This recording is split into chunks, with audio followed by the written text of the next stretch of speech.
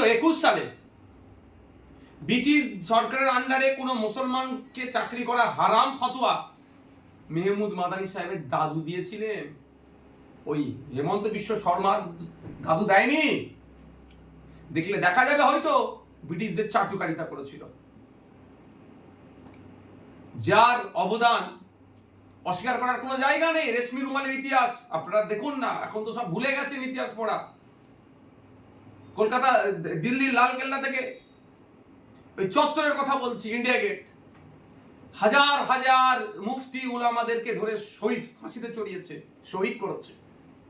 ওই যে লিস্ট আছে ইন্ডিয়া গেটে, ওখানে মেহমুদ মাদানীদের পূর্বপুরুষের নাম লেখা আছে, আমাদের পূর্বপুরুষের নাম লেখা আছে।